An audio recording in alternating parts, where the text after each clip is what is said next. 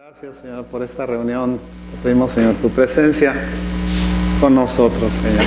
Te rogamos, Padre, que tú, Señor, pongas de tu Espíritu, Señor, en nosotros para que podamos recibir tu palabra, Señor, para que unjas nuestra mente y nuestro corazón, Señor, y podamos entender el mensaje.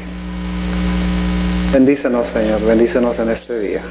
Te lo pedimos en el nombre de Jesús, nuestro Señor y Salvador. Amén.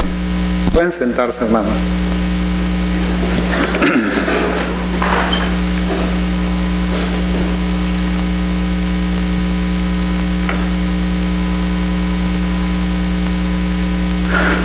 Hay un versículo bíblico en la primera carta a los Corintios, capítulo 15, versículo 33, dice que las malas conversaciones corrompen las buenas costumbres. Hay similitud, digamos, con dichos que nosotros conocemos en nuestro país, diciendo: el que con lobos se junta se enseña a aullar, ¿sí? Hay otro que dice: dime con quién andas y te diré quién eres. Haga de cuenta que estos versículos son aplicables a la manera en la que nosotros podemos entender lo que es una transferencia o lo que es la influencia de alguien sobre nosotros. Esta parte, digamos, de la transferencia se refiere al hecho de que nosotros, cuando nos estamos juntando con alguien continuamente y estamos en contacto con aquella persona, inclusive nos enseñamos a hablar como esa persona. Si la persona es mal hablada, nos enseñamos a ser mal hablados, ¿sí? Si la persona es una persona quieta, decente, a la cual nosotros le tenemos consideración, empezamos a aprender de aquella persona y empezamos a ser transferidos de ese espíritu. Es curioso el hecho de que este concepto puede no ser aceptado por muchos de nosotros, porque nosotros tenemos la idea, una idea equivocada, de que cuando nosotros somos cristianos parece que traemos una coraza que nos protege de todas las cosas y que nada nos puede influenciar, y que hay más ángeles que demonios, y 2/3 partes en el cielo o 2/3 partes, digamos, de las criaturas celestiales están a favor nuestro y 1/3 parte está en contra. Sin embargo, podemos nosotros darnos cuenta de que cuando nos juntamos con alguien, como un ejemplo, pues nos enseñamos a ser como aquella persona si la influencia que tiene hacia nosotros es una influencia fuerte. Si usted se junta con un chilango, se va a enseñar a hablar como chilango. En serio, ¿sí? Y si aquella persona tiene fuerza, digamos, en su relación con usted va a empezar a hablar igual que él, ¿sí? Fíjese que si nosotros ponemos ejemplos de esto, y le voy a decir por qué quiero poner los ejemplos. Si nosotros ponemos ejemplo de esto, cuando nosotros estamos con una persona que está descontenta, ¿sí? O con una persona que está en desacuerdo, y empezamos a escuchar de esa persona la crítica, nosotros eventualmente vamos a empezar a estar en desacuerdo. Eventualmente vamos a empezar a decir: sí, es cierto, tienes razón, no lo había visto de esa manera, y empezamos en ese descontento. Un joven, digamos, que tiene un comportamiento admirable o un comportamiento decente, es un buen estudiante, de repente cambia su manera de pensar y cambia de ser una persona dócil a ser una persona rebelde, y no nos explicamos por qué fue lo que pasó. Le transfirieron un espíritu de rebeldía, eso fue lo que pasó. Esto de la transferencia tiene que ver también con la relación que tenemos nosotros con la iglesia. La iglesia es un lugar de transferencia espiritual. Podemos nosotros tener una transferencia de un espíritu, digamos, humano, tener una transferencia de un espíritu divino, o tener una transferencia de un espíritu demoníaco. La verdad es que cualquiera de esas transferencias es una realidad. Nosotros empezamos a manifestarnos como lo hiciera, digamos, una persona en el ámbito normal o natural, ¿sí? Esto es normal en un creyente, es normal el hecho de que nosotros empezamos a recibir esas transferencias. Fíjese lo que pasó aquí. Le voy a poner el ejemplo de esta iglesia. Empezamos nosotros a hablar sobre las costumbres judías porque nosotros pensamos que era necesario que la iglesia entrara en el conocimiento de las costumbres judías para que nosotros pudiéramos verdaderamente ser creyentes y no nada más nominalmente, sino seguir los preceptos bíblicos, lo que la Biblia decía, porque nosotros somos seguidores de la Biblia. La Biblia para nosotros es como una espada, dice la Escritura, que entra y separa el espíritu del alma, ¿sí? y permite que nosotros podamos ver una cosa y otra y podamos nosotros tener un criterio respecto a nuestra manera de pensar. Pero cuando empezamos a estudiar estos, unos empezaron a ser influenciados hacia un judaísmo radical. Y entonces les pareció que nosotros no estábamos enseñando suficiente, ¿sí? Por otro lado, otros empezaron a pensar que nosotros estábamos enseñando a judaizar a la gente y que eso era contra la Biblia. Y entonces unos se fueron porque no nos habíamos metido en el judaísmo completamente y otros se fueron porque nos habíamos nosotros metido en el judaísmo, ¿sí? ¿Me explico? Y eso no pasó porque uno tuviera más inteligencia que el otro, sino que alguien empezó a hacer una crítica a ese respecto. Empezó a decir, no, estos no enseñan lo suficiente, vamos a meternos hacia una escuela que nos enseñe suficiente para que nosotros podamos entender lo que es el verdadero judaísmo y no estos ignorantes que pretenden decírnoslo. Y como la crítica empieza hacia la autoridad, empiezan a ponerle hachazos a la autoridad, ¿sí? El pastor está muy joven. Nosotros necesitamos una persona que tenga más edad y más experiencia. En el grupo de oración no tenemos las manifestaciones espirituales que nosotros necesitamos tener y por lo tanto nos vamos a ir a otra iglesia, al grupo de oración de otra iglesia. Allá en aquel grupo de oración les transfieren un espíritu de crítica hacia esta iglesia y de repente nosotros tenemos una contaminación del pensamiento de la gente. ¿Sí me están siguiendo lo que les digo?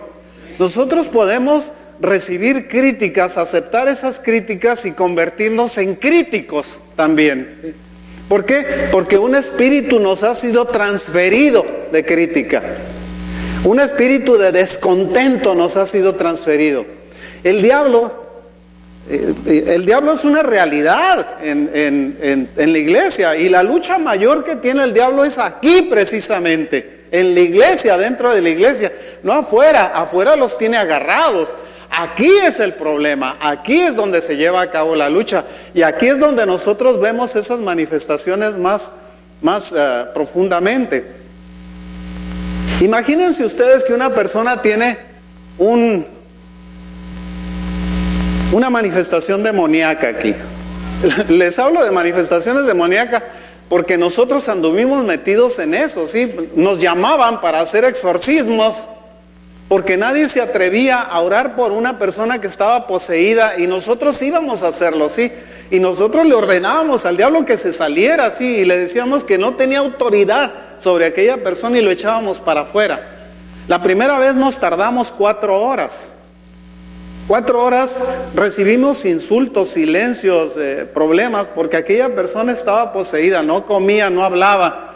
Cuando se trataba de insultarnos, sí hablaba, ¿sí? Cuando se trataba de comunicarse, no decía nada, se mantenía callado, no comía y no dormía.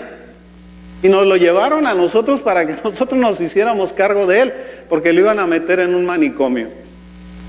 Estuvimos batallando con aquella persona 4 horas porque nosotros tampoco sabíamos. Lo que teníamos era valor para hacerlo. Nos habíamos aventado porque nadie quería hacerlo, le tenían miedo, ¿sí? No querían saber de las cosas. Decía, no, en Cristo yo estoy protegido. Sí es cierto, mientras tú estés pegado con Él estás protegido, pero muchas veces en la relación te sales de esa protección, ¿sí? Y empiezas a meterte dentro de una influencia que te va a llevar, digamos, a estar en aquella situación. Para ponérselas de otra manera, la dirigente de jóvenes de una iglesia muy importante aquí en Tijuana estaba poseída y nos llamaron a nosotros para poderle echar fuera el demonio, ¿sí?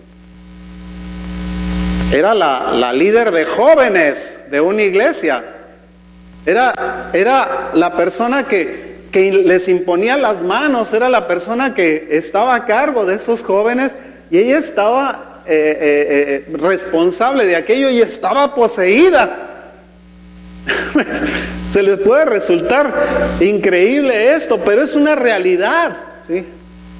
Otros nos encontramos con gentes, por ejemplo, que dicen, no, vamos a hacer lucha espiritual y le vamos a echar trancazos al diablo. Hey, eso no es bíblico, ¿sí? Nosotros no fuimos llamados para andarnos peleando. Lo que fuimos llamados es para defendernos. Dice, para que resistáis, dice la Escritura, ¿sí? No para que le eches bronca y para que te pares en el cerro y le empieces a hablar a los demonios que están gobernadores, potestades o lo que sea en esta ciudad. No fuimos llamados para eso. Nadie nos llamó para eso. En ninguna circunstancia fuimos nosotros llamados para hacer esto. Voy a poner un ejemplo. Esto les puede resultar difícil de entender o difícil de aceptar, porque es un tema del cual no se habla frecuentemente en la iglesia. Yo este tema lo enseñé hace más de 20 años, ¿sí? No lo volví a tocar el tema porque no lo consideré necesario, pero creo que es necesario que la iglesia conozca que hay una transferencia espiritual que nos puede a nosotros contaminar en un momento dado, ¿sí? Se narra, por ejemplo, de casos en los que han asistido pastores itinerantes, visitantes a una iglesia, y le empiezan a imponer las manos a la gente, ¿sí? Pero resulta que el pastor o el itinerante es homosexual. El resultado de esto es que las personas empiezan a tener desviaciones de comportamiento sexual, ¿sí? Dicen, ¿por qué nos pasó? Estaba todo tan normal, yo era una persona normal y de repente me empiezan estas desviaciones o estas aberraciones, digamos. ¿Por qué? Porque permitiste que te impusieran las manos, ¿sí? ¿Me explico? Y es por eso la Escritura nos advierte de la imposición de manos también. Nos dice, no impongáis las manos de una manera desordenada tampoco. Imagínense que nosotros que yo como persona empezara a hacer críticas de mi hijo, empezara a decir, no, pues es que está muy verde, no tiene la suficiente experiencia, y empezar a hacer una crítica, y no solamente me quedara en esa crítica, sino que empezara a compartir esa crítica con ustedes, ¿sí? Como una crítica negativa. ¿Qué cree que iba a pasar? Al poco tiempo, en algún lugar empezaría el problema de una crítica hacia él por las condiciones que yo le puso y más, ¿sí? Porque nosotros agregamos muchas veces cuando tenemos este tipo de problemas, lo que hacemos es agregar y hacernos todavía más complicados. Por eso a veces resulta que parece una imposición, pero déjame decirle una cosa, nosotros estamos a cargo de su vida espiritual en este lugar. Y cuando decimos estamos a cargo de su vida espiritual, podemos nosotros decirle, no vayas a esa iglesia, no te pares ahí, no te está permitido hacerlo, pero usted me quiere poner órdenes. No, lo que te quiero es proteger, ¿sí? Ese es mi plan, protegerte, no dejarte que seas influenciada para que un día tú agarres y empieces a pensar como ellos, ¿sí?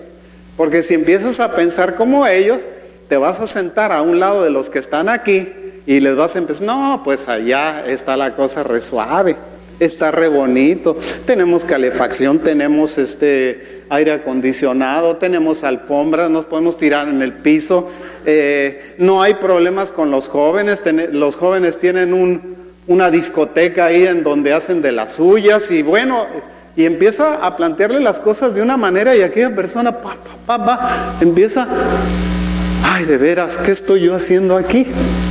Y se va, ¿sí? ¿Por qué? Porque alguien le transfirió un mal espíritu.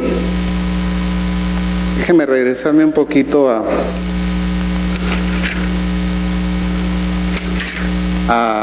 hacia atrás. Quiero que me pongas 1 Corintios 2, del 11 al 14, ¿sí? Te voy a ir dando versículos y me los vas poniendo, por favor.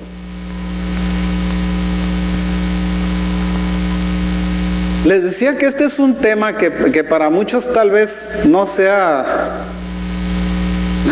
un tema aceptable o digerible. Nosotros dentro de la iglesia tenemos, si nosotros somos creyentes, nosotros tenemos el Espíritu de Dios, ¿cierto o no es cierto? Sí es cierto, esta es una verdad. Si nosotros hemos recibido el Espíritu de Dios, nosotros empezamos a pensar conforme a lo que es el plan de Dios para nuestra vida, pero nosotros nos podemos quedar como un hombre psicológico nada más, como un hombre natural.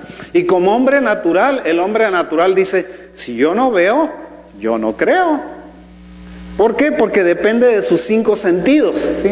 O lo ve, o lo huele, o lo siente, o lo toca, o qué sé yo, le pone sabor, algo, pero si no están los 5 sentidos metidos en el asunto, entonces hay cosas que no cree, ¿sí? La Escritura nos dice que el hombre espiritual, ¿sí?, tiene más visión y puede juzgar mejor las cosas que el hombre natural. La razón de eso es porque nosotros le damos más importancia a las cosas eternas que a las cosas temporales, ¿sí? Para nosotros es más importante el cielo que la tierra. A pesar de que nosotros podamos vivir aquí, es más importante para nosotros nuestro conocimiento del cielo que nuestro conocimiento de la tierra. Para el hombre natural no, para el hombre natural es más importante conocer la tierra, ¿sí? Y si no ve las cosas en la tierra, no las siente, no las percibe, entonces no las cree, ¿sí? Inclusive se pone a decir el hombre natural, ¿quién escribió la Biblia? ¿Sí? O ¿cómo te atreves a decirme que existe Dios si yo no lo he visto? Y ni tú tampoco lo has visto, y mucho menos los ángeles, porque nosotros no somos conscientes de que los ángeles existan o hayamos visto alguno. Y sin embargo la Escritura nos dice que el Señor nos puso un ángel que vela por cada uno de nosotros, y que está al cuidado de nosotros, y que son ángeles que nos ministran a nosotros. Hágase que es un mensajero que viene y nos trae las noticias del Señor a nuestra vida. Pero si nosotros no lo vemos, digo, no, eso no es cierto, yo no lo creo. Pero curiosamente la fe consiste precisamente en creer lo que no se ve, ¿sí? Si nosotros tuviéramos que ver las cosas celestiales, entonces nosotros perdemos la fe. La fe desaparece automáticamente porque queda como una experiencia. El Señor no se place en que nosotros tengamos experiencias. El Señor se place en que nosotros creamos, esperemos sin haber visto, y creamos sin que nuestros sentidos hayan tenido nada que ver en ello. ¿Me explico? La diferencia entre buscar una experiencia con Dios y decir, Señor, yo te quiero ver, y de repente imagínense ustedes que el Señor se apareciera aquí y les dijera, aquí estoy, pues, me estás viendo. ¿Qué cree que pasaría con su fe?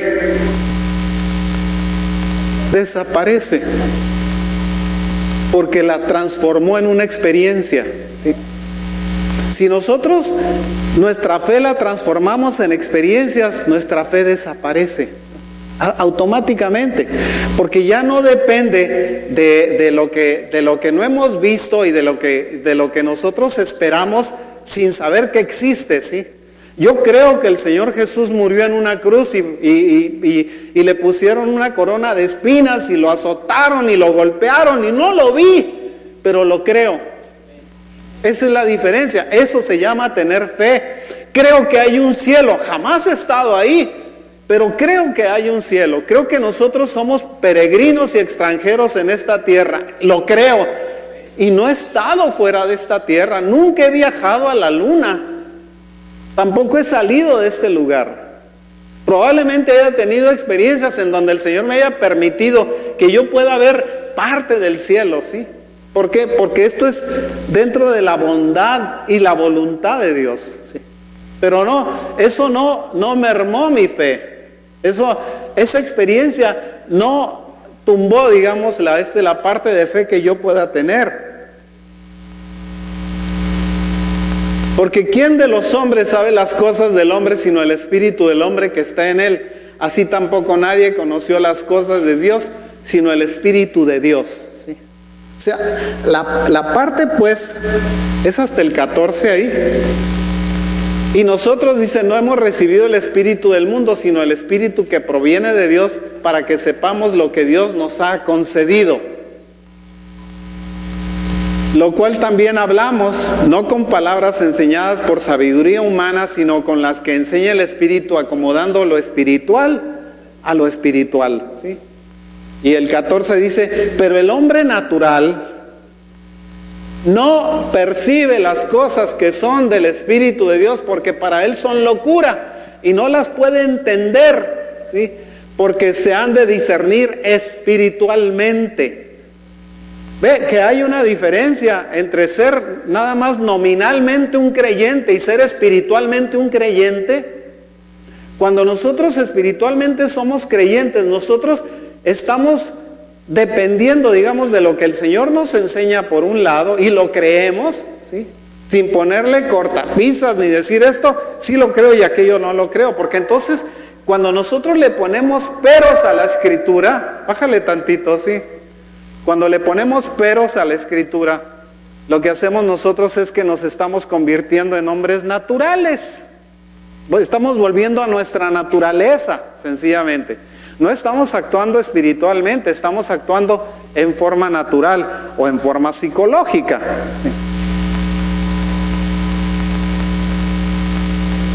Cuando Luis Pasteur empezó a trabajar tratando de descubrir la razón por la cual la leche se fermentaba, ¿sí? O qué era lo que provocaba el anthrax o el cólera, ¿sí?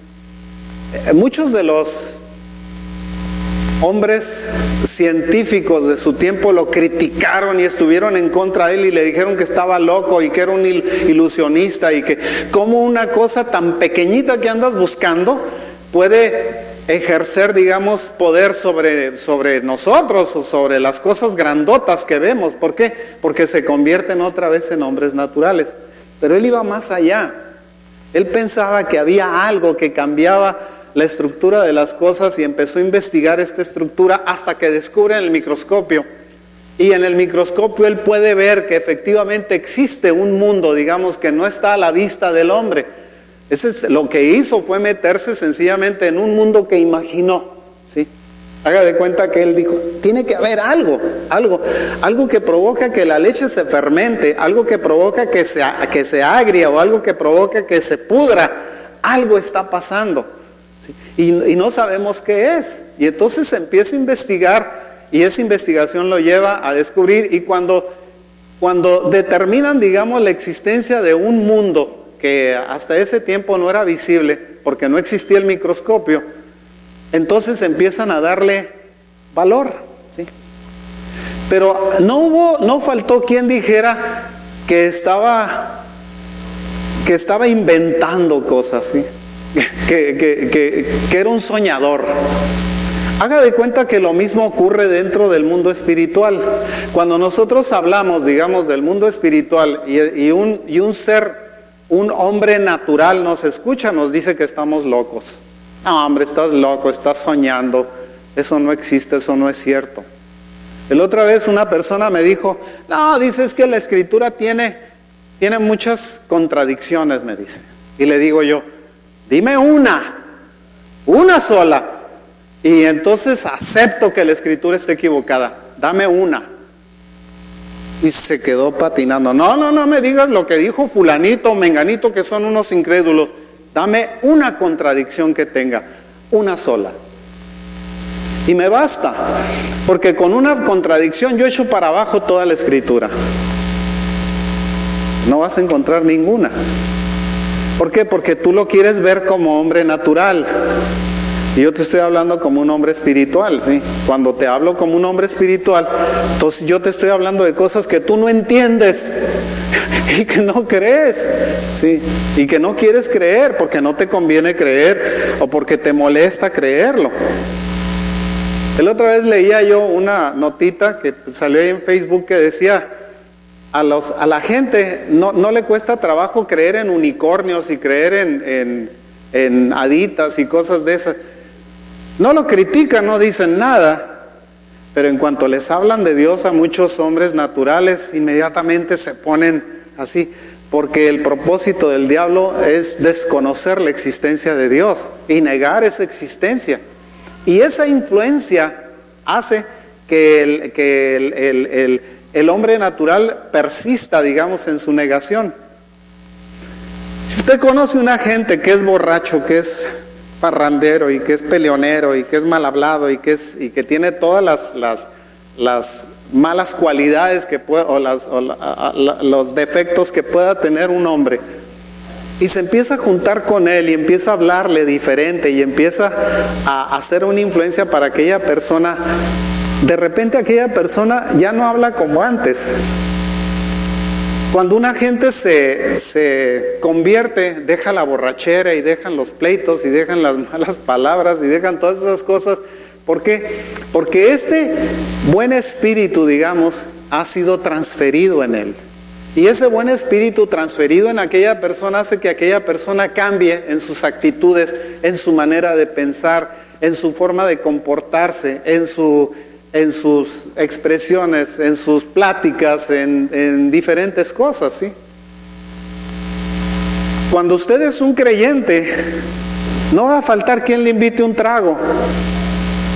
Se lo inviten. Cuando usted es un hombre natural, nadie le invita a nada, porque no necesitan convertirlo a nada, ¿sí? No necesitan demostrar que usted es una persona anormal para ellos. Pero en cuanto usted es un hombre espiritual, inmediatamente no falta quien le esté hablando de estas cosas para tratar de meterlo dentro de su ámbito, dentro de su mundo, y empezar a hacer una influencia para usted. Cuando nosotros recibimos el Espíritu de Dios, hermanos, recibimos ese Espíritu como un acto soberano de Dios, ¿sí? Un acto directo y soberano de Dios, ¿sí? Porque nosotros estamos metidos, digamos, dentro de ese ambiente. Igual que cuando nosotros podemos recibir un espíritu malo, también lo recibimos como un acto soberano y un acto directo de Satanás. Eso es cierto. Miren los que se dedican a la necromancia, a los que se dedican a la adivinación, a los que se dedican a consultar muertos. Ellos están recibiendo un espíritu directamente de Satanás, porque el Señor dice, no te meterás en esas cosas, no te es permitido meterte en estas cosas. Esas prácticas están prohibidas para ti. ¿Por qué lo dice? Porque Dios quiere por fuerza imponernos su voluntad, o porque nos está protegiendo a nosotros de algo. La verdad es que nos lo dice porque para nosotros era una protección, o es una protección.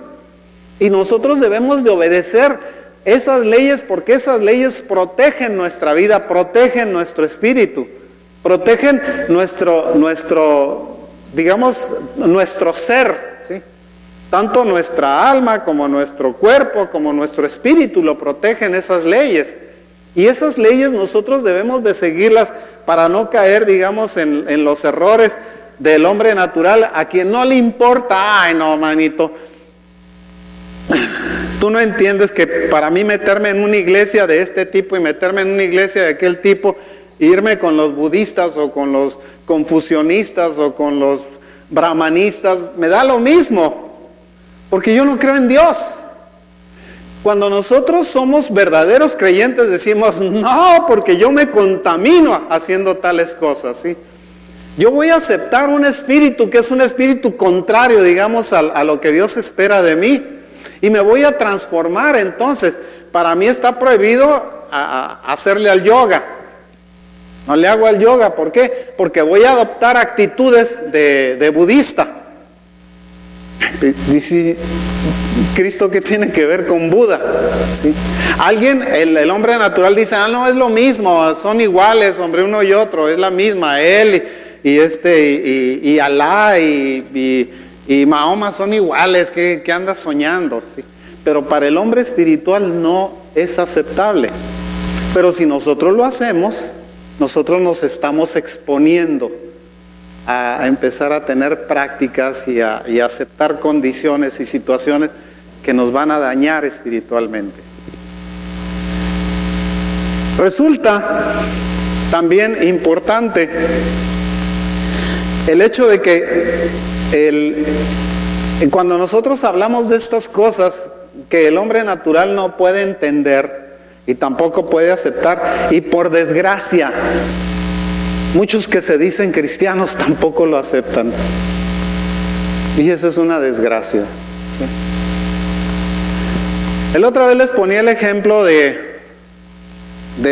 la película esa de El cielo es real. Si se acuerdan que la vez pasada les puse el ejemplo. ¿Qué era lo que estaba pasando ahí? Ellos tenían un espíritu religioso. Ese espíritu religioso les impedía a ellos aceptar que había un cielo y que Dios era soberano para agarrar a un creyente, tomarlo y llevárselo al cielo y ponerlo allá, ¿sí? ¿Por qué? Porque Él es soberano. Cuando una persona es soberana o cuando un ser es soberano, es que tiene la capacidad de hacer lo que se le antoje por su voluntad, porque es una voluntad soberana, ¿sí? Pero no creen en esa voluntad soberana. Dicen, no, el hombre no se puede salir de la tierra. Entonces estás viéndolo como natural, ¿sí? Imagínense que en ese momento el Señor nos pusiera en el cielo, ahí en el trono, ¿sí? Delante del Rey de los siglos, ¿sí? Y estuviéramos nosotros parados delante de ese trono. Y de repente nos pone aquí en la tierra, otra vez. Después de darnos una experiencia en el cielo, nos pone aquí en la tierra. ¿Usted cree que todos van a decir, uy, sí, yo estuve en el cielo? Van a empezar, no, lo soñé. Fue una alucinación. Y empezamos nosotros a pretender explicar psicológicamente lo que puede ser una realidad. ¿Por qué? Porque a fin de cuentas somos incrédulos. Ese es el problema.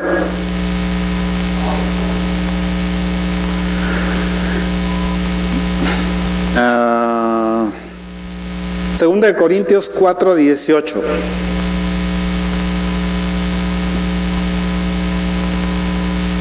Dice, no mirando nosotros las cosas que se ven, sino las que no se ven, pues las cosas que se ven son temporales, pero las que no se ven son eternas. ¿Sí? Dice, nosotros le damos más importancia a las cosas que se ven que a las cosas que no se ven. El hombre natural esa tendencia tiene a ver más las cosas que se ven que las cosas que no se ven. Romanos 8:16. El Espíritu mismo da testimonio a nuestro espíritu que somos hijos de Dios. ¿Sí? Es el Espíritu de Dios el que da testimonio a nuestro espíritu que somos hijos de Dios. ¿Sí? Yo soy un hijo de Dios, hermanos. Y no porque yo lo haya decidido, sino porque es un acto soberano de Dios. ¿Sí? Él dice en su palabra que a todos los que le recibieron, a los que creen en su nombre, les dio el derecho, la potestad de ser llamados hijos de Dios. ¿Todos somos hijos de Dios? No todos somos hijos de Dios. El derecho lo da Dios, no lo da nuestra naturaleza humana. Nosotros somos criaturas de Dios. Hasta que un día, por un acto soberano de Dios, nosotros nos convertimos en hijos de Dios. ¿Sí me explico la diferencia? Podemos nosotros pasarnos la vida pensando que somos criaturas, y pregúntele a un incrédulo y le va a decir, sí, nosotros somos hijos de Dios todos. No te equivoques. El ser un hijo de Dios es un acto soberano de Dios que Dios determina a través de nuestra aceptación del Señor Jesucristo como nuestro Señor y Salvador. No es un acto espontáneo ni natural el hecho de que nosotros nazcamos, digamos, en este mundo diciendo que somos hijos de Dios. No, no lo somos. Somos criaturas de Dios.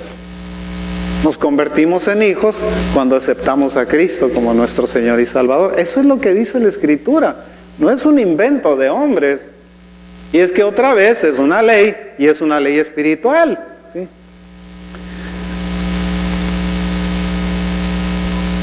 Les decía que el aceptar, digamos, una transferencia, o el nosotros creer en que si nos juntamos con lobos nos vamos a enseñar a aullar, y si nos juntamos con borrachos nos vamos a enseñar a ser borrachos, hermanos, ¿sí? Eso es cierto.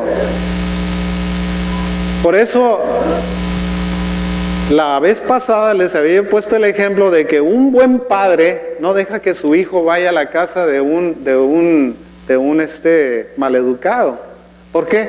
Porque eventualmente se va a convertir en un maleducado, y vos va a tener en su casa un maleducado que no fue la educación que recibió en su casa, sino algo que le transfirieron en la otra casa, y viene a su casa con esa transferencia. Pero como somos muy sociales, ay, no importa, no pasa nada, le tenemos buena educación en la casa. No, hermano, cuide su vida, y cuide la vida de aquellos que están dependiendo de ustedes, porque usted los protege, usted es el que los guarda. El Señor los puso en sus manos para que usted los guardara, para que usted los protegiera.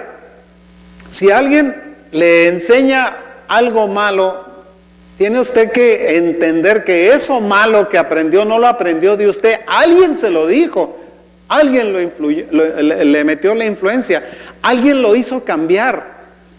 Alguien a quien él le tiene consideraciones, o a quien él le tiene respeto, lo hizo modificar su manera de pensar. Bueno, no solamente hay transferencia de espíritus en lo malo, hay transferencia de espíritus en lo bueno también. Veamos el ejemplo que tiene Moisés en Números 11, 16 y 17. ¿Sí? Cuando Pablo se relacionaba con Timoteo, ahorita vemos eso, cuando Pablo se relacionaba con Timoteo, Pablo les había transferido de su espíritu a Timoteo y a Tito, ¿sí? Por eso es que ellos eran colaboradores de él, porque tenían el mismo pensamiento de él, porque tenían el mismo espíritu de él, porque hacían lo que él hacía, ¿sí? Sí, imagínense usted que en un momento dado, recordarán la historia de aquel Alejandro el Calderero, ¿sí? Dice, me ha traicionado, me dejó, ¿sí? ¿Qué fue lo que hizo? ¿Lo abandonó? ¿Lo dejó abandonado? No. Cuando dice me dejó se apartó de mí, dice que dejó de ser una persona que estaba siguiendo la doctrina que Pablo tenía. Había cambiado su manera de pensar, y eso era una traición para él. Es el problema con la transferencia de espíritus, que las personas se convierten en traidores de quien los está en un momento dado adoptando, digamos, a esa manera de pensar. Dice, entonces Jehová dijo a Moisés, reúneme 70 varones de los ancianos de Israel, que tú sabes que son ancianos del pueblo y sus principales, y tráelos a la puerta del tabernáculo de reunión y esperen allí contigo. Dice, y yo descenderé y hablaré allí contigo, y tomaré del espíritu que está en ti y pondré en ellos, y llevarán contigo la carga del pueblo, y no la llevarás tú solo. ¿Sí? Fíjense, le hace una transferencia del espíritu de Moisés a estos 70 ancianos por un acto soberano de Dios. Durante todo el ministerio de Moisés, ellos nunca se apartaron de él. Ellos nunca fueron contrarios a él. Ellos siempre hicieron lo que él decía. ¿Por qué? Porque una de las características que tenían era la sumisión. Ellos fueron sumisos a Moisés todo el tiempo. Ellos compartieron la autoridad que Moisés les estaba dando. Ellos compartieron el trabajo que él les había encomendado, que Moisés le había encomendado. Ellos no formaron grupos distintos, no, formaron facciones dentro del pueblo de Israel. Ellos siempre apoyaron a Moisés en todo lo que Moisés hacía y les decía. Ellos estuvieron con él porque tenían el mismo espíritu de Moisés. ¿Es la diferencia? ¿Qué fue lo que le dijo Eliseo a Elías? Dame una porción doble de tu espíritu, le dijo. Sí, dice, ¿qué es lo que pides de mí? Quiero una porción doble de tu espíritu. ¿Y qué fue lo que pasó con Eliseo? Ustedes saben la historia de Eliseo. Eliseo hizo el doble de milagros que hizo Elías. ¿Por qué? Porque él tenía el espíritu de Elías, y Elías era un hombre de milagros, y Eliseo se convirtió en un hombre del doble de milagros, porque tenía una doble porción del espíritu de Elías. ¿Es la diferencia que existe entre lo que es una transferencia de un espíritu bueno, digamos, o de un buen espíritu? Cuando hay una transferencia de ese espíritu hay crecimiento, hay fortaleza, hay felicidad, hay logros, y eso se ve en la iglesia. En la iglesia, una iglesia que funciona bien, nunca una persona funcionando bien en una iglesia se pone en contra de las disposiciones de la iglesia o en contra de las disposiciones del pastor, porque esa es una rebeldía, eso es un espíritu contrario, eso es un espíritu que no está sirviendo al Espíritu de Dios. Usted no puede criticar. Usted tiene el derecho de irse, pero no tiene el derecho de criticar. Usted tiene el derecho de irse, pero no tiene el derecho de dividir. ¿Me explico? ¿Sí? Usted no tiene el derecho de hacer nada en contra, porque entonces usted está actuando en un espíritu contrario a lo que es el plan del Señor para esa iglesia. ¿Cuánta gente cree usted que ha pasado por esta iglesia? ¿Cuántos? Échale número. ¿Usted cree que somos todos los que estamos aquí, los que hemos estado en esta iglesia? En esta iglesia han pasado más de 5,000 gentes, hermano. Yo creo que más todavía. Algunos han terminado de pastores, otros se han ido a otras ciudades, pero ha habido mucha gente que ha pasado por aquí. De todo el tiempo que nosotros tenemos, pero muchos se fueron por críticas, otros se fueron porque los influenciaron, otros se fueron porque se terminaron de meter en ideas, digamos, que eran contrarias. La arena está llena de hermanos de aquí. ¿Por qué se fueron?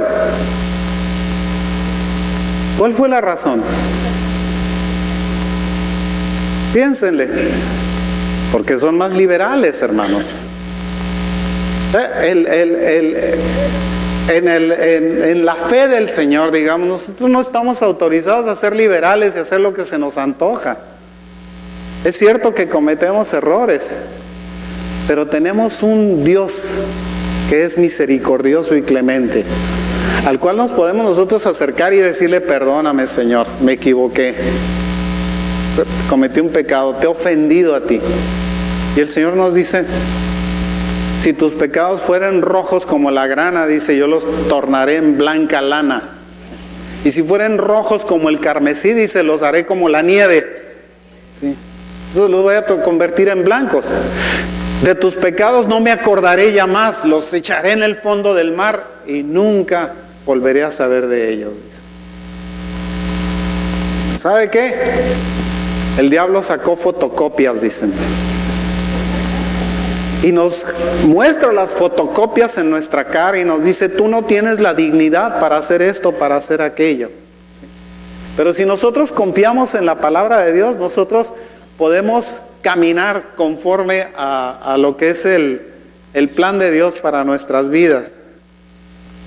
La autoridad, cuando nos es conferida, no es democrática, hermanos. La iglesia no es una democracia, la iglesia es una teocracia. Y si le ponemos de esa manera, es una teocracia dictatorial, ¿sí? ¿Y saben quién es el dictador? El pastor. ¿Me oyó? Suena feo, pero es cierto. ¿Sí? Se levantaron María y Aarón y Coré y Datán y Abirán en contra de Moisés. ¿Y qué fue lo que hizo el Señor? A María la dejó leprosa y le dijo: te vas a ir del campamento 7 días para afuera, estás despedida, ¿sí? Aarón le dijo: ten mucho cuidado en ponerte en contra con tu hermano, ten mucho cuidado, porque tú serás el sumo sacerdote, pero él es mi representante. ¿Es la diferencia? ¿Qué le dijo o qué le hizo a Coré, o a la rebelión de Coré, a Datán, a Abirán? ¿Qué fue lo que es? Se abrió la tierra y se los tragó. ¿Por qué? Porque se opusieron a una autoridad puesta por Dios. Usted no puede hablar en contra de una autoridad puesta por Dios. En la transferencia espiritual, a quien recibe una transferencia espiritual le resulta muy fácil hacer una crítica en contra de esa autoridad puesta por Dios. Agarrar y criticarla y echarle tierra y decir que está en desacuerdo y no asistir y no digamos, actuar en unidad con la congregación misma. ¿Qué le dijo el Señor a la iglesia de la Odisea? A la iglesia pública, a la iglesia democrática, la iglesia en donde mandaban todos. Pobre, ciego, desnudo, ¿sí? Ponte colirio en los ojos para que veas. No tienes nada, les dice. ¿Por qué? Porque no estás actuando conforme a lo que es el mandato de Dios. Nosotros podemos recibir un consejo de alguien, por supuesto, hermanos. Es lo que dice Hechos 15, 19 y 20. Le pongo el ejemplo, dice, porque estas fueron palabras de Jacobo, ¿sí? Dice: por lo cual yo juzgo que no se inquiete a los gentiles que se convierten a Dios, sino que se les escriba que se aparten de las contaminaciones de los ídolos, de fornicación, de ahogado y de sangre. Esas fueron las recomendaciones que hizo Jacobo, ¿sí? Que era el dirigente de la iglesia de Jerusalén, cuando se presentó, digamos, la controversia de la ley para los gentiles. Ir a otra iglesia, perdón, pero no está autorizado. Y no está autorizado porque usted no va a recibir en otra iglesia un espíritu contrario. ¿Y sabe por qué esta no está autorizado? Porque usted puede regresar aquí, traerse ese espíritu contrario, y un día en tal desacuerdo que se va, y se va a llevar a aquellos que contaminó. Es una transferencia espiritual. ¿Quién sabe qué le estarán dando en otro lado? No lo sabemos. Por eso los protegemos. No lo haga. Vaya de visita si quiere. Allá una vez, de vez en cuando. Es que en casa de fulanito que asiste a la iglesia fulana de tal, tienen un grupo de oración y yo me voy a ir a meter ahí. No vaya, ¿sí? No vaya a ese grupo de oración. No está autorizado a hacerlo. Por imposición, porque usted es un mandamás y porque usted quiere imponer su voluntad. Sí, por eso. Porque quiero imponerle la voluntad y porque quiero que esa voluntad lo proteja. Es la diferencia. Y están muy serios, hermanos, pero es cierto. Esto que les estoy diciendo es una cosa cierta. La gente se contamina. Yo no sé en las reuniones de oración cómo son en otro lugar. Nosotros estamos a cargo de una reunión de oración en una iglesia. Empezamos 4. Un día estuvimos mi esposo y yo sentados en las escaleras porque se habían ido a una fiesta. Y estuvimos sentados solos. Con el tiempo, la reunión de oración de aquella iglesia creció más que la reunión de entre semana, porque había milagros, porque había sanidades, porque cantábamos ahí, porque le ministrábamos a la gente, porque había profecía, porque estábamos nosotros haciendo lo que es la obra del Espíritu Santo, ¿sí? Porque estábamos nosotros siendo obedientes a esa obra. ¿Qué cree que pasó? Inmediatamente vinieron las envidias. los problemas, las sustituciones. No lo estás haciendo bien. Tuve yo que renunciar a ese ministerio, ¿sí? Y a la vuelta de unos meses volvieron a ser 4. De haber sido un movimiento importante, se volvió a convertir en un 4. ¿Por qué? Porque las críticas, los chismes, los problemas, ese mal espíritu destruye las cosas, ¿sí? Imagínense que se va a otro lugar para recibir enseñanza. ¿Enseñanza de qué? ¿Qué tipo de enseñanza le van a dar? ¿Usted cree que lo que yo le estoy diciendo aquí es contra usted? Es para que usted tenga cuidado. Dime con quién andas y te diré quién eres. Para que tenga cuidado de su vida. Porque no se le puede andar cuidando todo el tiempo.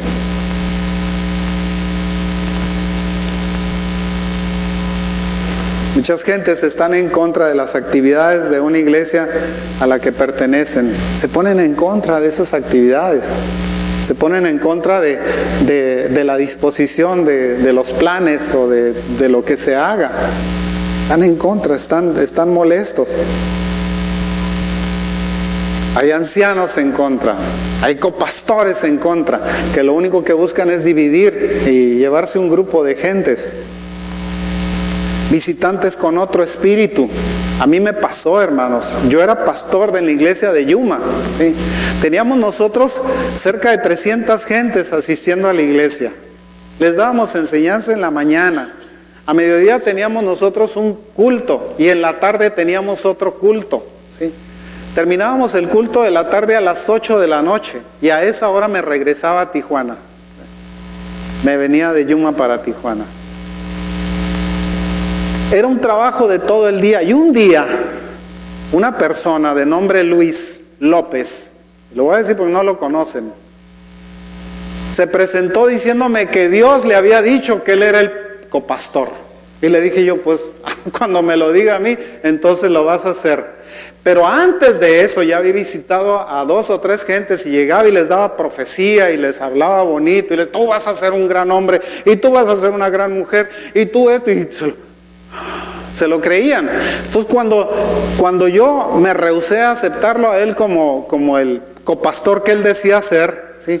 Se quejó con esta gente diciéndole que yo lo había rechazado y que yo no entendía el plan de Dios. ¿Y qué cree que hizo la gente? ¿Me apoyó? No, se fueron con él. ¿Y qué pasó? Eventualmente jamás regresaron a la iglesia. ¿Sabe qué? Jamás regresaron a ser cristianos. ¿Por qué? Porque muchas veces esos errores de contaminación lo que hacen es separarnos, porque ese es el plan del diablo, separarnos de la dependencia de Dios, separarnos de la protección de Dios. Ese es el problema. Y ahí nos lleva muchas veces la desobediencia, y ahí nos lleva muchas veces el que nosotros nos opongamos a las disposiciones. A eso nos lleva, a eso nos conduce. Por eso, bueno, si vas a una iglesia, no vayas a otra, ¿sí? Decídete a dónde te vas a quedar. Es muy fácil, no estás obligado a estar aquí. Ninguno de nosotros. Tal vez el único obligado a estar aquí soy yo. Pero fuera de mi esposa, no estamos obligados a estar aquí. No es una despedida, hermanos, es una manera de ver las cosas. Muchas gentes o muchos llegan como corderos, lobos vestidos de ovejas. Y eso también es una realidad. A ver qué sacan, a ver qué obtienen. Hebreos 12:15.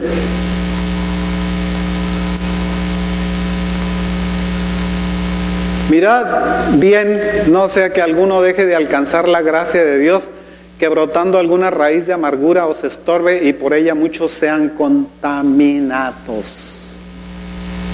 O sea, la Escritura nos dice que nosotros debemos de tener cuidado, ¿sí? Y que las raíces de amargura, dice, tengan cuidado con ellas, porque estas contaminan, ¿sí? Si una persona está en desacuerdo y está amargado, va a contaminar a otro, ¿sí? y esa contaminación se va a extender y va a quitarles la protección, digamos, que nosotros necesitamos. Números 13, 26 al 33.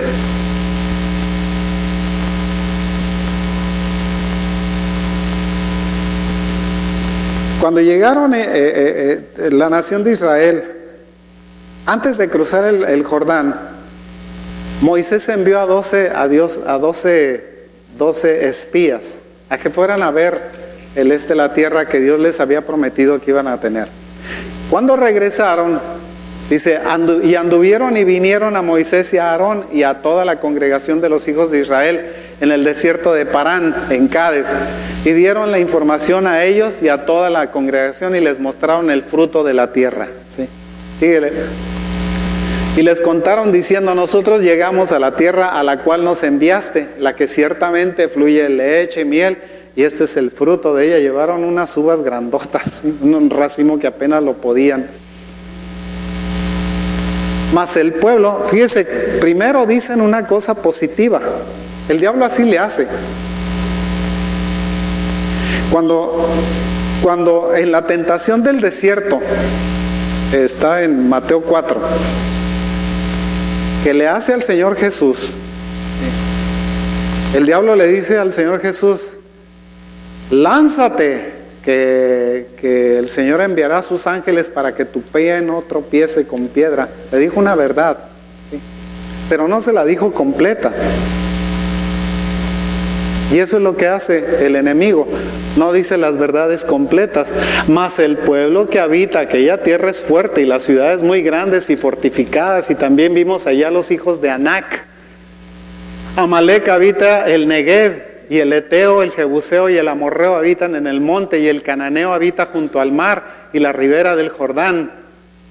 Entonces Caleb hizo callar al pueblo delante de Moisés y dijo: subamos luego y tomemos posesión de ella, porque más podremos nosotros que ellos. Eso fue un paréntesis de un creyente, pero estaba el paréntesis de un creyente en contra de la opinión de 10 incrédulos. Y muchas veces la gente se va por la opinión de los más, porque es más cómodo creerle a los más. Porque era un soñador.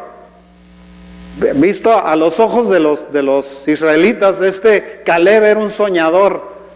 Pero Caleb les hizo ver que el Señor les había mandado y que ellos iban a vencerlos. Más adelante dice: mas los varones que subieron con él dijeron: no podremos subir contra aquel pueblo porque es más fuerte que nosotros. ¿Sí? Ahí viene otra vez el espíritu contrario a Dios. ¿Sí? Más adelante: y hablaron mal entre los hijos de Israel de la tierra que habían reconocido, diciendo: la tierra por donde pasamos para reconocerla es tierra que traga a sus moradores, y todo el pueblo que vimos en medio de ella son hombres de grande estatura. Uy, qué miedo les tenemos. ¿Sí? Estamos temblando delante de ellos. Y la gente, la nación, se lo creyó. ¿Por qué? Porque les metieron un espíritu de temor, porque les metieron un espíritu de incredulidad, porque les metieron un espíritu contrario al espíritu de Dios. Síguele más adelante. Y también vimos ahí gigantes, hijos de Anac, raza de los gigantes, y éramos nosotros a nuestro parecer como langostas, y así les parecíamos a ellos. Más adelante: entonces toda la congregación gritó y dio voces, y el pueblo lloró aquella noche. Sí, el siguiente: y se quejaron contra Moisés y contra Aarón todos los hijos de Israel, y les dijo toda la multitud: ojalá muriéramos en la tierra de Egipto, o en este desierto, ojalá y muriéramos, dicen. ¿Qué fue lo que hizo Dios? Se van a morir, no van a pasar el Jordán. ¿Sí? Toda la nación estuvo vagando 40 años, acabándose la generación de este grupo de incrédulos contaminados de este mal espíritu, y no entraron en la tierra.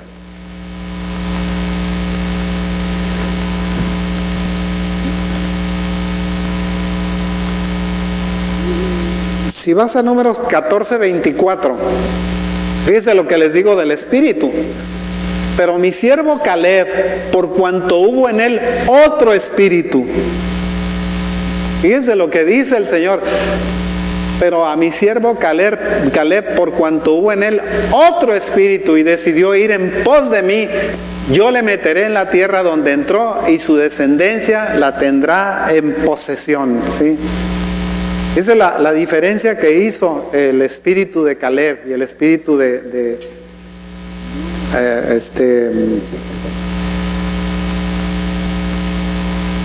¿cómo se llamaba el otro? Ya se me olvidó. Josué.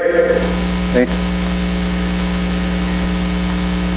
Ellos entraron finalmente a la tierra. ¿Por qué? Porque mostraron un espíritu distinto delante de Dios. Porque no le creyeron a la mentira y a la incredulidad.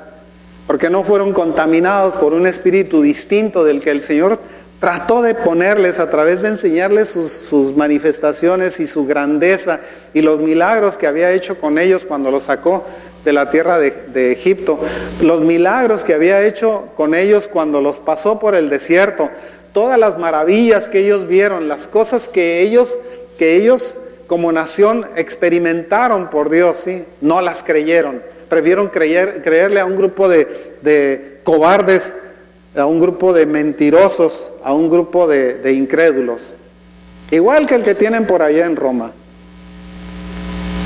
Un cobarde, mentiroso, incrédulo. Cobarde porque dice que no sabe qué es lo que Dios dispone para la homosexualidad. E incrédulo porque si lo sabe, no lo cree. Y mentiroso porque sabiéndolo, dice lo contrario.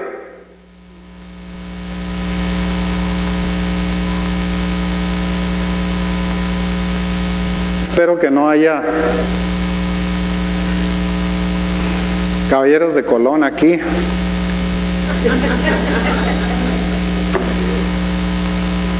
Porque la van a tomar contra mí.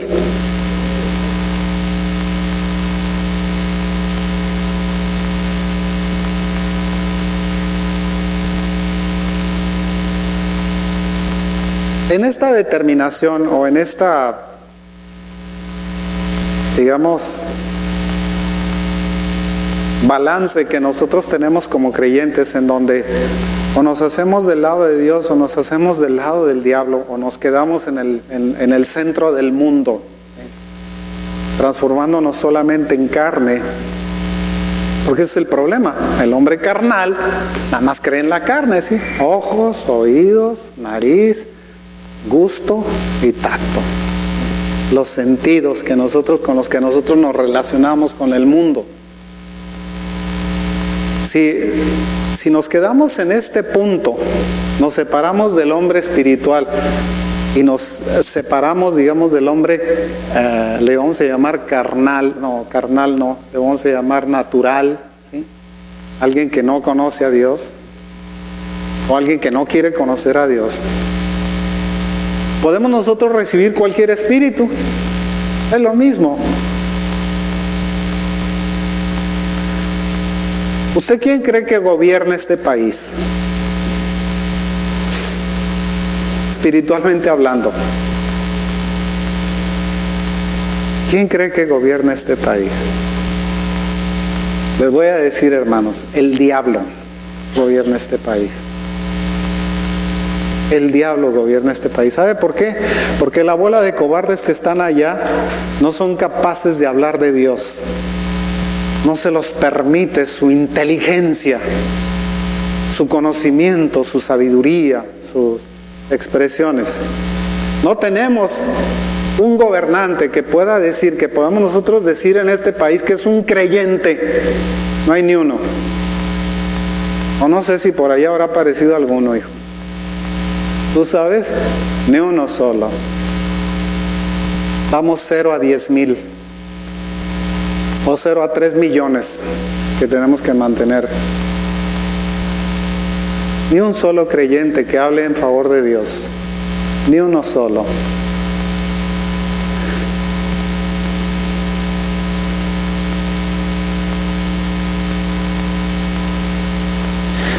Cuando Josué mandó a los 2 espías. Ya no quiso mandar 12, dice, no, 12, bola de cobardes. Mandó 2 espías, Josué 2:24. Y dijeron a Josué, Jehová ha entregado toda la tierra en nuestras manos y también todos los moradores del país desmayan delante de nosotros. Sí.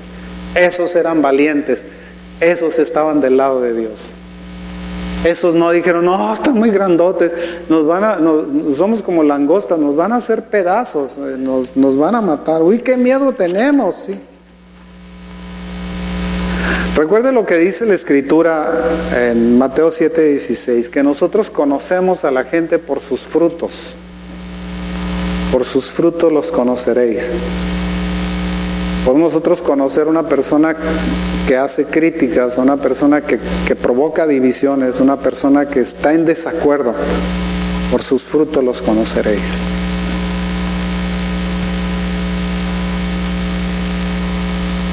Es un problema, por ejemplo, que nosotros, en Colosenses 2:8, que nosotros somos engañados, ¿sí? A veces somos engañados porque nosotros no somos protegidos. Les decía yo que en una ocasión me invitaron a que yo fuera maestro de una secundaria. No me pagaban, no me alcanzaba ni siquiera para pagar las colegiaturas de los hijos. Pero lo hice como un acto de amistad.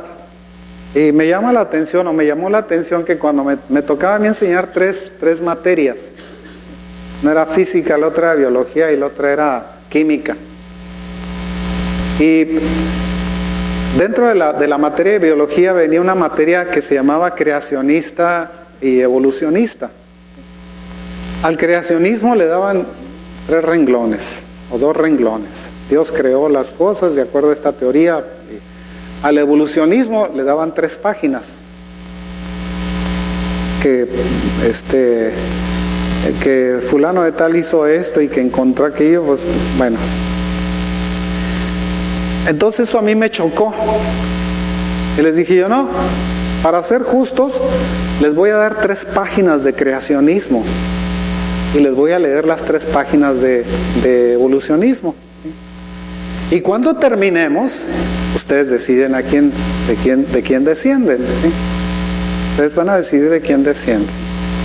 Yo les hablé que el hombre descendía del mono y que el pez y que el pescado y que el ajolote y que bueno. Y les di toda esa teoría evolucionista, ¿sí? Y luego les di toda la teoría creacionista. La conclusión de la teoría creacionista es que nosotros somos criaturas de Dios, que Dios nos hizo a su imagen y semejanza, ¿sí? Esa es la teoría creacionista. Entonces nos da la opción de que nosotros somos criaturas creadas por Dios a su imagen y semejanza, o que somos parientes del mono, ¿sí? Del chimpancé o del gorila, del que ustedes cojan. Les dije, ustedes deciden qué es lo que quieren ser. Es muy fácil, es una decisión de A o B, ¿sí? Ustedes deciden y no me digan su decisión, no me interesa oírla. Porque van a decir que yo estoy aquí haciendo proselitismo. No, dije, pero es justo que nosotros veamos las 2 opciones. Porque ese es poner un espíritu humano, digamos, y poner un espíritu divino, ¿sí? Y decimos, bueno, ahora decide qué es lo que quieres, ¿sí? Está en tu decisión el hacerlo. Pero nosotros muchas veces estamos con maestros, con profesores que son incrédulos, con gentes que nos transmiten su incredulidad y su forma de pensar, y nosotros, como somos dóciles o como somos inmaduros, pues no lo creemos y empezamos a pensar como ellos. ¿Por qué cree que cuesta tanto trabajo que un profesionista se convierta? ¿Por qué cree que cuesta tanto trabajo? Usted le puede decir a un albañil, digo con todo el respeto de la posición social que tengan, usted le puede decir a un albañil, ¿sabes qué? Cristo te ama. Él quiere protegerte, Él quiere ayudarte. Y el albañil dice, hey, aquí estoy, acepto. Dígale, es un profesionista. No, manito, no me salgas con eso, porque mira, yo estudié en esto y en aquello, y le saca todo el rollo, ¿sí? De todos sus títulos que pueda tener de conocimiento, y finalmente le dice que no. ¿Por qué? Porque los títulos, o porque el supuesto pensamiento que tiene le impide a él doblegarse y hacer una aceptación en humildad y decir, sí, es cierto. Se necesita ser muy valiente, hermanos, para aceptar al Señor, pero muy valiente, porque se necesita pisotear el orgullo y la soberbia, también espirituales. Es un espíritu. Hay que romper ese espíritu. Por eso cuesta tanto trabajo que una persona con supuesto conocimiento y muy leído y muy escribido ¿sí? Acepte al Señor. No, les cuesta mucho trabajo. Fíjese, Daniel, hablando digamos, de la experiencia que él había tenido, dice, yo le pedí al Señor, dice, pero el espíritu de Persia me impidió, porque él vivía en Persia, precisamente, el espíritu de Persia, el gobernante de Persia, dice, me impidió que me llegara esta respuesta, o impidió que se llegara esta respuesta. Dice, pero el príncipe del Señor, Miguel, dice, luchó con él, o contra él, dice, y lo venció. Y entonces me llegó la respuesta, después de 3 semanas de ayuno y oración. ¿Recuerdan lo que el Señor les decía a sus discípulos? Porque ellos se quejaban de que no podían echar fuera a demonios, ¿sí? Dicen, no lo podemos echar fuera, nos cuesta mucho trabajo echarlo para afuera. ¿Y qué les dijo el Señor? Este espíritu no sale más que con ayuno y oración. Ayuno y oración, como si fueran una clave para hacerlo, ¿sí? Que no sale más que con ayuno y oración, no sale de otra manera, no va a salir, no les va a hacer caso. Y sin embargo el Señor se paraba delante de un espíritu y le decía, salte, fuera, pero me vas a mandar fuera, vámonos para afuera. Cuando nosotros vemos la historia del endemoniado gadareno, ¿sí? Aquel que estaba encadenado y que lo tenían por ahí, que le tenían mucho miedo, ¿por qué cree que llegó a esa condición? ¿Qué fue lo que lo llevó a esa condición? Estamos hablando de un judío. ¿Qué lo llevó a esa condición? Que no se alineó con las demandas de Dios. No le importaba lo que decía la Escritura respecto a que no consultarás muertos. No le importaba la necromancia. Para él le daba lo mismo. Se fue metiendo y metiendo y metiendo hasta que terminó con una legión dentro de él. ¿Qué es lo que nos advierte el Señor diciendo? Nos dice, cuando el espíritu malo sale del hombre, y si no metes algo, el espíritu de Dios dentro de ti, se va a regresar con 7 peores que él, y se van a meter dentro de ti y vas a ser peor, dice, tu postrer estado va a ser peor que el primero. ¿Por qué? Porque no llenaste ese espacio espiritual con la presencia del Señor en tu vida. Te dejaste llevar por tal vez por una mentira, o tal vez por un sueño. Esperabas que cuando recibieras al Señor, mucha gente se mete en la pila bautismal, digamos, y cree que el cielo se va a abrir y va a oír las palabras del Señor diciendo, este es mi Hijo amado en quien me complazco, y no oye nada, ¿sí? Y entonces salen de ahí como un acto humano nada más, ¿sí? Pero nunca hubo cambio verdaderamente en su interior, nunca hubo cambio en su espíritu, nunca permitieron que el Espíritu del Señor habitara en ellos, ¿sí? En un tiempo nosotros teníamos la costumbre de invitar a la gente y ponerle las manos para que hablara en lenguas. Y empezaron a hablar en lenguas todos, ¿sí? Ya no lo hemos hecho hace mucho. Ya no lo hacemos. No lo hacemos porque tal vez porque hemos dejado la costumbre de hacerlo. No porque tengamos miedo de hacerlo. Pero es una realidad. La imposición de manos es una realidad, porque es una realidad de de una transferencia espiritual a través de las manos. Cuando usted le impone las manos a alguien, usted le está transfiriendo algo de usted a aquella persona. Juan 14:30.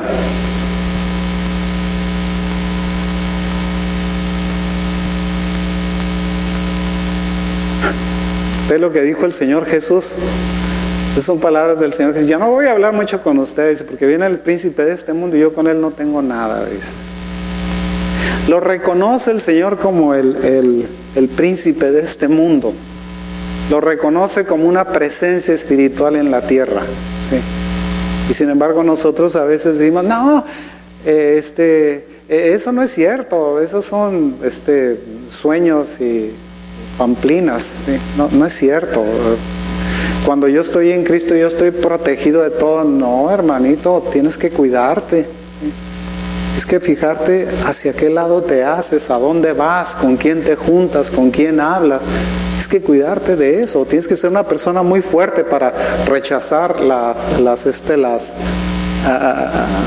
tentaciones que te pueda traer el mundo, ¿sí? Y mantenerte dentro de los lineamientos de Dios. Es un tema muy largo, hermanos. No logro terminarlo hoy. Tal vez la siguiente semana, no lo sé. Espero poder terminar o avanzar más en el tema. Necesito hablar sobre lo que es el hombre como un ser espiritual, como un ser carnal, como un ser psicológico, ¿sí? O lo que pudiéramos decir nosotros en una tricotomía o en las tres partes que componen nuestro ser, en nuestra alma, en nuestro espíritu y en nuestro cuerpo, ¿sí? Y qué es lo que pasa con cada uno de ellos cuando nosotros no nos alineamos con Dios. Entonces, que Dios los bendiga, hermanos. Tal vez la próxima semana nos vemos y sigamos con este mismo tema. Que Dios les guarde. ¿Despides, hijo?